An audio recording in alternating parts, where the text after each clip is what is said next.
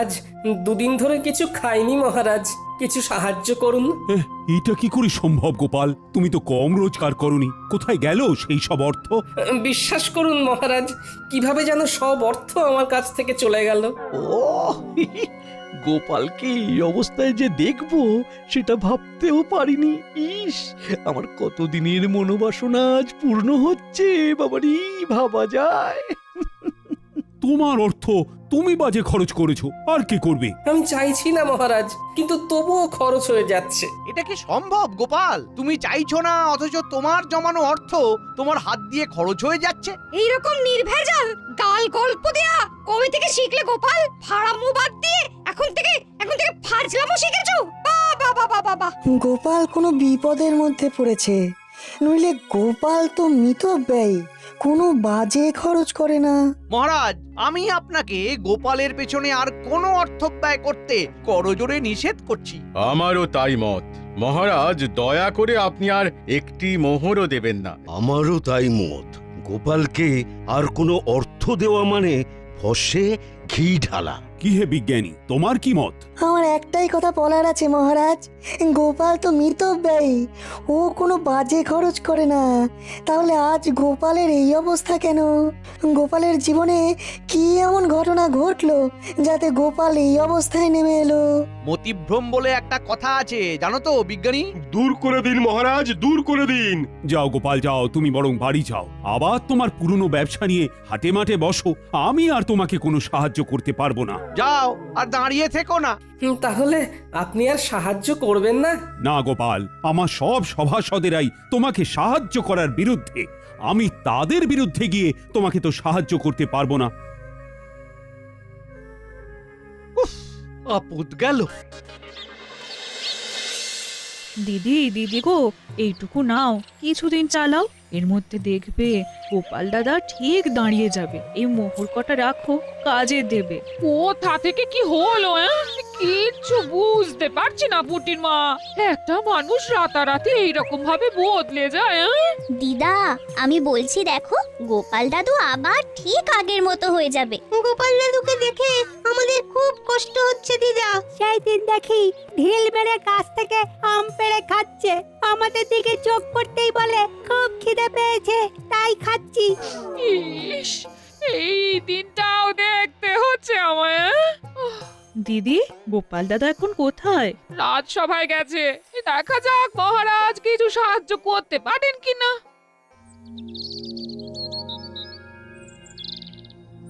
আমি একদম একা হয়ে গেলাম। কে বলে তুমি একা? এই তো আমি আছি না। দুঃখ দুঃখ থাকতে তোমার কিসের ভয়? তাই তো, তুমি থাকতে আমার আর ভয় কি? নাও, আর কোথায় টেনে নামাবে নামাও। এই তো সব সময় মিথ্যে বলছো। আমি শুধু তোমাকে টেনে নামাচ্ছি, হ্যাঁ, কাজের খবর দিচ্ছি না। ওই তো কাজের খবর আসছে, ওই বটা আর ঘটা তোমাকে কাজ দেবে।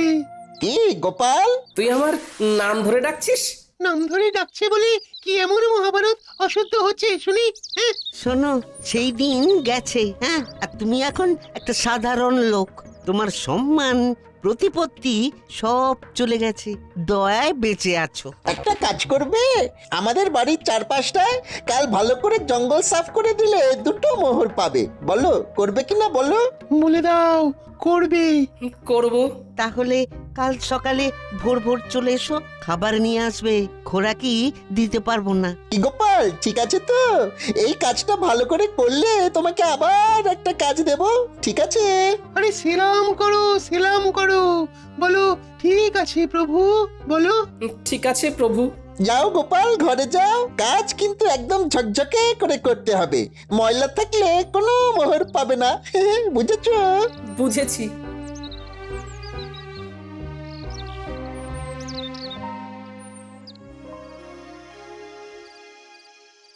মহারাজ, এ কি শুনছি? কি শুনলে তুমি যে এত উত্তেজিত হয়ে আমার কাছে এলে? দাসীর মুখে শুনলাম গোপাল নাকি আপনার কাছে এসেছিল সাহায্যের জন্য। হ্যাঁ এসেছিল, আমি সাহায্য করিনি, কারণ আমার সভাসদেরা সবাই গোপালকে সাহায্য দেবার বিপক্ষে ছিল। গোপালের এই ভাগ্য বিপর্যয়ে আপনি ওর পাশে দাঁড়ালেন না মহারাজ, অথচ আপনার যখন বিপদ ঘটেছে তখন গোপাল সবটুকু দিয়ে আপনাকে সাহায্য করেছে। ও তার জন্য বেতন পেয়েছে, আর বেতনের বিনিময়ে ও কাজ করেছে। বাহ, খুব ভালো বলেছেন মহারাজ, খুব ভালো।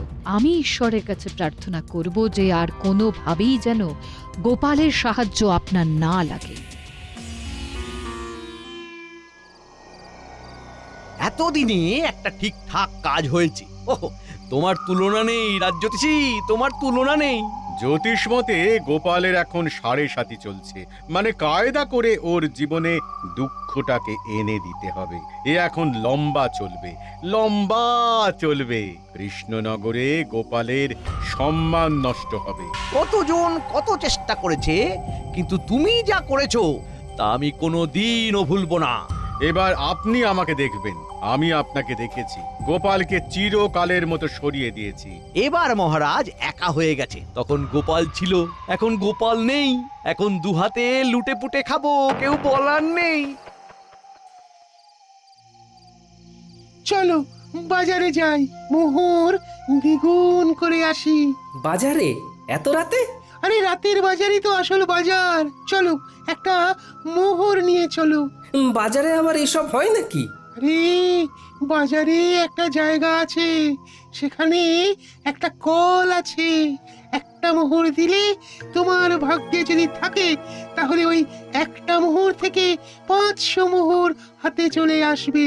এই একটা কল, নাম হলো গেড়া কল। সত্যি বলছো? আমি তোমাকে কেন মিথ্যে বলবো বলো? হ্যাঁ, কিন্তু আমার কাছে তো কিছু নেই গো দুঃখু। চলো চলো হেসেলে চলো, তোমার গিন্নি কয়েকটা মোহর পেয়েছে, ওই পুটির মা দিয়ে গেছে। তোমার গিন্নি এখন নেই, এই সুযোগ। চলো মোহরগুলো নিয়ে নাও, তোমাকে ধনী মানুষ হতে হবে। বলছো? তাহলে চলো। কোথায় রেখেছে? কুলুঙ্গিতে একটা ঘটির মধ্যে রাখা আছে।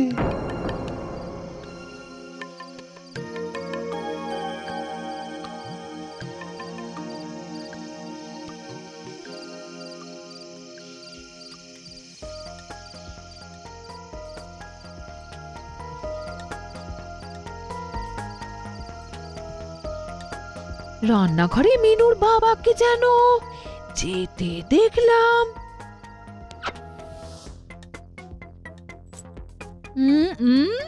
দেখি তো এখন রান্নাঘরে গিয়ে কি করছে, দেখি দেখি। হ্যাঁ,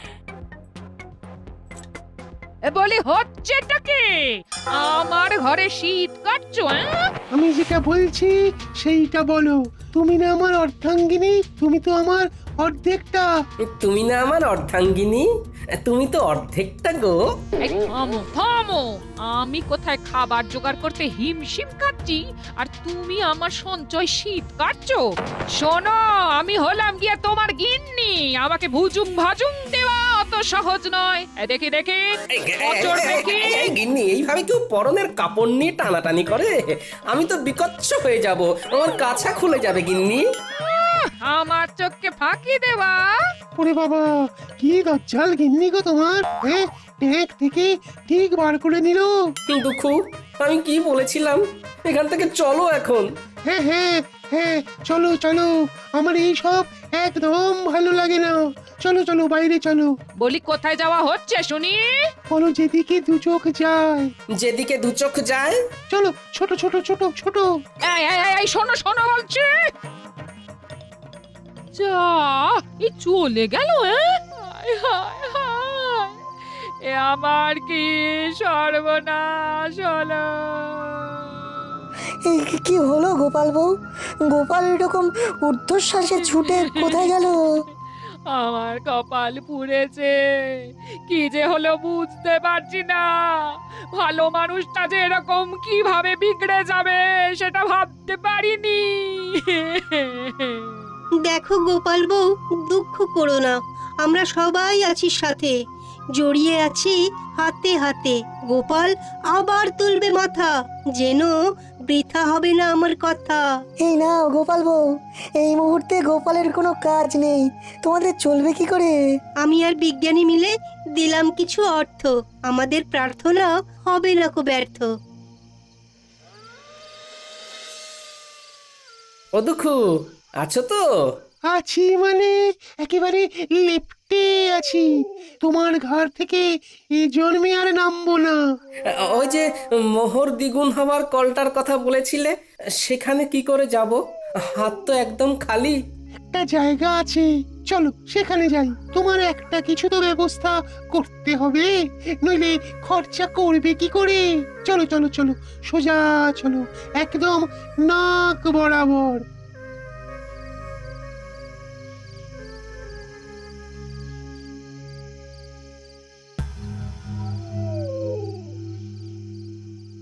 কি হলো? তখন থেকে দেখছি নিজে নিজে ফিক করে হাসছো। কি হয়েছে? কি হয়েছে? এতদিনে শিখে ছিঁড়েছে। গোপাল বিদায় হয়েছে চিরতরে। এই গোপাল চিরতরে বিদায়? কি করে কি করে? কালো জাদু জানো? জাদু? জাদু আবার সাদা কালো হয় নাকি? কথাটা আবার পাঁচকান করো না। একটা পাতি লেবুর মধ্যে মন্ত্র পড়ে দুঃখকে জাদুর সাহায্যে ঢুকিয়ে রেখেছিল আমাদের রাজ্যতীষী। তারপর তারপর সেই দিন রাতে আমি আর রাজ্যতীষী ওই লেবুটাকে নিয়ে গেলাম বটা ঘটার কাছে। ঘটার বটা, এই লেবুটা গোপালের বাড়ির দোরগোড়ায় রেখে দাও। গোপালের পায়ের চাপে যেই লেবুটা ফাটবে, অমনি ওই লেবু থেকে দুঃখ গিয়ে গোপালের ঘাড়ে চাপবে। ব্যাস, গোপাল দুঃখের কোপে পড়ে সবকিছু হারাবে। 1 মাসের মধ্যে গোপাল একেবারে পথের ভিখারি হয়ে যাবে। এসব সত্যি ঘটবে তো, না আগের মতো সব ভুলভাল হবে? আমার কালো জাদুবিদ্যাকে অবিশ্বাস করো না, কাজটা করেই দেখো না, মজা পাবে। রাজকর্মচারী যদি হতে চাস তাহলে আমরা যেভাবে বলছি সেইভাবে কাজ কর। ঠিক আছে, দিন। এবার চলো, আজ রাতের মধ্যেই এটা করতে হবে। খুব ভালো সময়, আজকের পরে আবার 6 মাস পরে এই তিথি আসবে, সুতরাং বুঝতেই পারছো। পারছি। তাহলে এক্ষুনি চল, আমাদের চোখের সামনেই ঘটনাটা ঘটুক। চলুন তাহলে। তারপর হ্যাঁ, তারপর সেই অমাবস্যার রাতে আমরা 4 জন গোপালের বাড়ির কাছে এসে দাঁড়ালাম। ঠিক এই জায়গাটাতেই লেবুটা রাখো। হ্যাঁ, এখানে এখানে। সেটা না হয় রাখলাম। গোপাল দাদা না এলে তো হবে না। আরে আমরা এসেছি কি করতে? ওকে দেখে বাইরে বার করব, তোমরা দেখে যাও খালি খেলাটা। তোরা তোদের কাজটা কর, নে নে রেখে আয়। রেখে এসে লুকিয়ে পড়ো। মন্ত্রীমশাই আপনিও লুকিয়ে পড়ুন। আর হ্যাঁ বটা, লম্ফটা আমার হাতে দিয়ে যা। এইখানে লেবুটা রাখলাম। গোপাল, ও গোপাল, একটু বাইরে এসো না। কে? আরে আমি রাজ্যতীষী। তোমার সাথে একটা খুব জরুরি প্রয়োজন আছে, একবার বাইরে এসো না গোপাল। ও বাবা, এত রাতে রাজ্যতীষী? আসছি।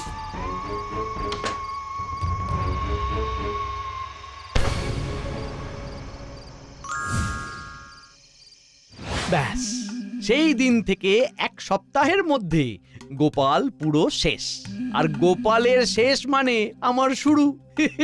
এবার দেখো কিভাবে আমার সঞ্চয় বৃদ্ধি করব।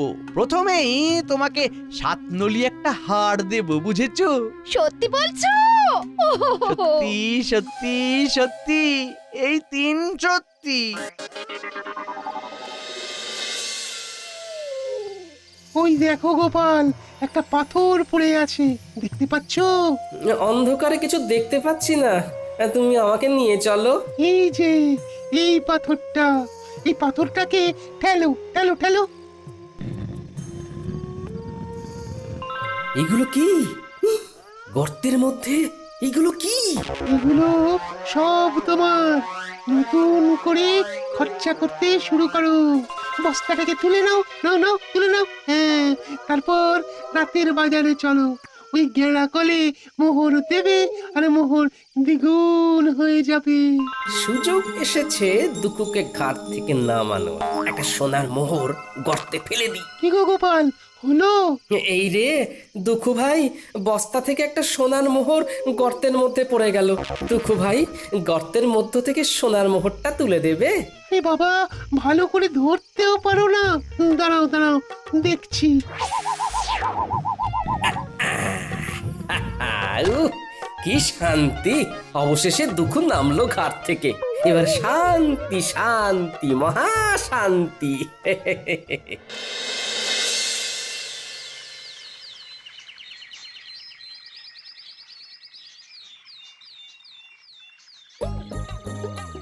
এই ঘটা, ওই দেখ গোপাল দাদা নাতি নাতনিদের নিয়ে বাজার করতে এসেছে।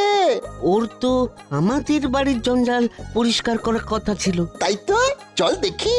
কিরে পুঁটি, ন্যাপলা, গুলটে, আমার বানর সেনা, বল এই ইলিশ মাছটা নিয়ে নি। হ্যাঁ হ্যাঁ, নিয়ে নাও গোপাল দাদু। আজ শুধু ইলিশ দিয়েই ভাত খাবো। ইলিশের নানা পদ, ভাপা ইলিশ, সর্ষে ইলিশ, ইলিশের পাতুরি। কি গোপাল, তোমাকে না বলেছিলাম আজ আমাদের বাড়ির চারধারের জঙ্গলগুলো সাফ করে দিতে? শোনো বটা ঘটা, আমার ঘরের নালাটা জঞ্জালে জমে গিয়েছে। একটু ঝাঁটা কোদাল দিয়ে পরিষ্কার করে দিও কেমন? তোমাদের 3টে করে সোনার মোহর দেব। তাড়াতাড়ি এসো কিন্তু, নইলে অন্য কাউকে দিয়ে করিয়ে নেব।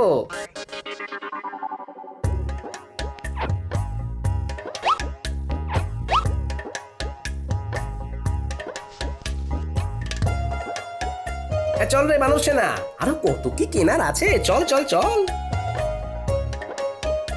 চল চল মন্ত্রী মশাইকে খবর দিয়ে আসি। আয় আয় আয় আয় আয় কাকা, আয় বগা, আয় আয় আয় আয়। মন্ত্রী মশাই, কাকা বকা ছাড়ুন। ঘটনাটা যা ঘটার তা ঘটে গিয়েছে। কি কি হয়েছেটা কি? গোপাল ইলিশ মাছ কিনছে। কি হলো? এই হিসেবটা তো মিলছে না। তোরা ঠিক দেখেছিস তো? আগে কথা বলেছি।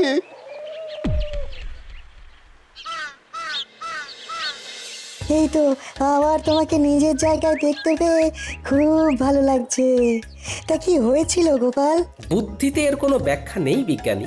একদিন রাতে রাজ্যোতিষীর গলার আওয়াজ শুনে ঘুম থেকে উঠে বাইরে বেরোতেই পায়ের নিচে একটা লেবু পড়ে গেল, আর সাথে সাথে আমার ঘাড়ে একটা ভারী কি যেন একটা এসে বসে পড়লো। তারপর আর কিচ্ছু জানি না, বুঝলে? এখন কেমন লাগছে ঘর? হালকা ফাঁকা, নাইকো ভার।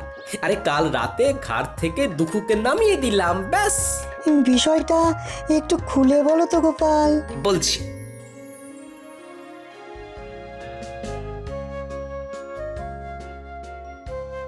শুনেছেন মহারাজ, গোপাল আবার নিজের জায়গায় ফিরেছে। আমি গোপালের বাড়ি যাচ্ছি, আপনিও আসুন। দাঁড়াও দাঁড়াও দাঁড়াও, সকাল থেকে আমিও শুনছি, ব্যাপারটা কি জানতে হবে। চলো চলো, তোমার সাথে আমিও যাব।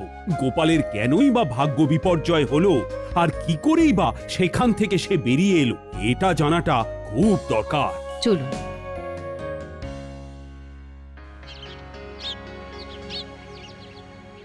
এবার বুঝলে তো? দেখো, এইসব আমার বিশ্বাস হয় না, তবুও বলছি এর মধ্যে রাজ্যোতিষীর সাথে মন্ত্রী মশাইও আছেন। বাবা বাবা বাবা, তোমাকে দেখে কি ভালোই যে লাগছে। ফিরে এসেছো? গেলাম আর কোথায় যে ফিরে আসবো। কাঁধের ভারটাকে শুধু নামিয়ে দিলাম, ব্যাস, হালকা হলাম। কাঁধের ভার? কাঁধে কিরকম ভার ছিল তোমার? কই গো গোপাল, তোমাকে দেখি। আমি কি বলেছিলাম? গোপাল ঠিক নিজের জায়গা ফিরে পাবে। কি ব্যাপার হয়েছিল গোপাল, আমাকে বলো। কি আর বলবো মহারাজ, আমার ঘাড়ে বসেছিল দুঃখু। সে আমাকে সব বাজে রাস্তাগুলো দেখাচ্ছিল, আমাকে কপর দক্ষিণ করে দিয়েছিল। আমি এক্ষুনি গিয়ে আবার গর্ত থেকে দুঃখুকে বার করে দিচ্ছি। আমি একটু আসছি মহারাজ। একটা কাজের কথা মনে পড়ে গেল হঠাৎ, আসি।